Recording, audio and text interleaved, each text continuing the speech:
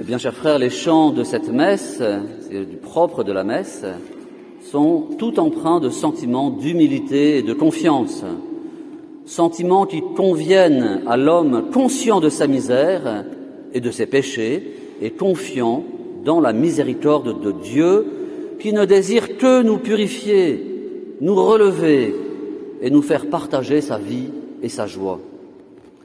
L'épître de saint Paul aux Galates souligne la nécessité de la foi en Jésus-Christ, unique Sauveur.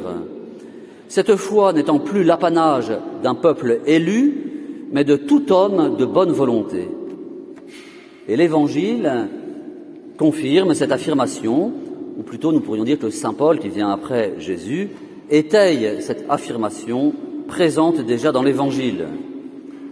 Des 10 lépreux guéris, 9 étaient juifs et 1 samaritain. Et c'est celui-ci qui reconnut Jésus comme sauveur et qui mérita d'entendre de sa bouche « Ta foi t'a sauvé ». Mais bien, chers frères, depuis les pères de l'Église, tous les commentateurs ont vu dans la lèpre l'image du péché qui défigure notre âme. À l'approche de Jésus, une motion intérieure a poussé nos lépreux à crier « Jésus, Maître, aie pitié de nous ». Pour être purifié du péché, il faut commencer par le désirer et par nous tourner vers celui qui seul peut nous en purifier, à savoir bien sûr le Christ. Si Jésus est encore loin, si nous n'osons pas encore nous approcher de lui, retenus par la honte, la culpabilité, le sentiment de notre indignité, alors faisons comme les lépreux, élevons la voix et crions « Jésus, Maître, aie pitié de moi ». Quand le péché nous impose son joug pesant, ne restons pas comme des esclaves soumis. Levons-nous, tournons-nous vers Jésus, approchons-nous de lui et crions vers lui avec confiance. Lui qui est venu pour les pécheurs ne nous repoussera pas. Redisons donc souvent Kyrie eleison. Ou comme les orientaux, Jésus, Fils de Dieu, Sauveur, aie pitié de nous. Oui, c'est la première étape vers le pardon de nos fautes. Et l'Église nous l'enseigne dans le catéchisme, sans contrition, sans détestation du péché, par amour de Dieu, le pardon n'est pas possible. Alors que fait alors Jésus? Il dit aux 10 lépreux, « Allez vous montrer aux prêtres ». Et c'est en y allant qu'ils furent guéris.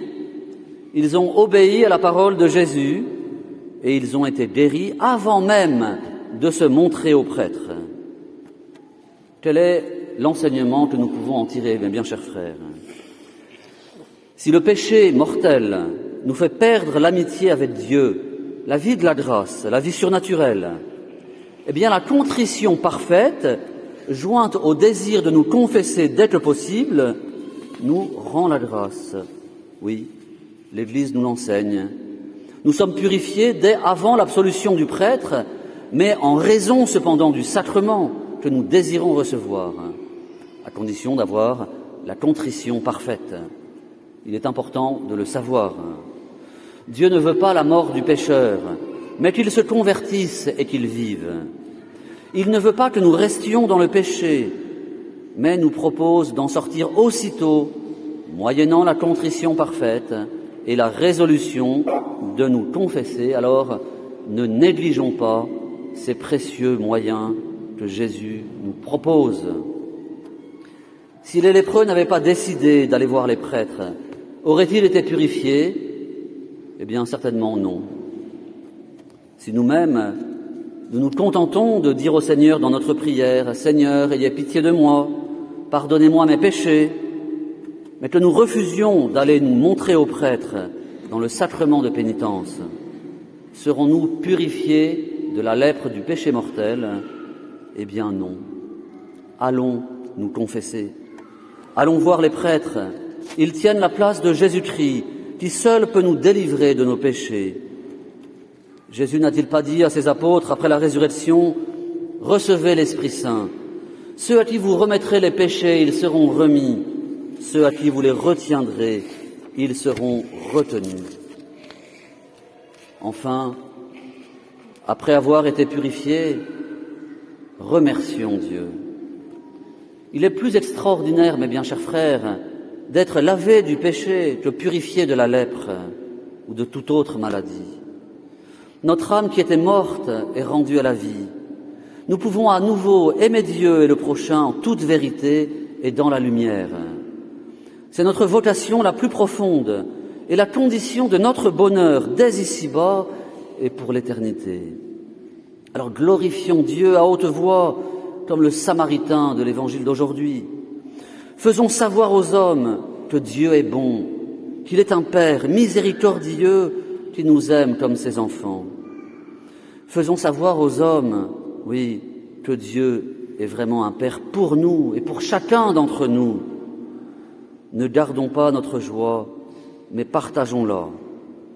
Jésus a triomphé du péché et de la mort, et il associe à sa victoire tous ceux qui croient en lui et font confiance à sa parole divine. Et jetons-nous aux pieds de Jésus en lui rendant grâce. C'est l'adoration et l'action de grâce. Nous y reconnaissons deux des 4 fins de la messe, l'adoration et l'action de grâce. L'action de grâce y est même si importante qu'elle a donné son nom au sacrement, le sacrement de l'Eucharistie, qui signifie étymologiquement action de grâce. Alors remercions le Seigneur pour son pardon, remercions-le pour tout ce qu'il a fait pour nous sauver, sa passion douloureuse et sa mort sur la croix. Faisons monter vers le Père notre prière unie à la prière parfaite de Jésus-Christ, prêtre et victime sur la croix et à l'autel. Demandons-lui avec la collecte de ce jour de faire grandir en nous la foi, l'espérance et la charité. Demandons-lui aussi une grande contrition de nos fautes. Et approchons-nous avec amour et reconnaissance des 2 grands trésors qu'il nous a laissés, les sacrements de pénitence et d'Eucharistie. Faisons ainsi de toute notre vie une louange à la gloire de Dieu. Au nom du Père et du Fils et du Saint-Esprit. Amen.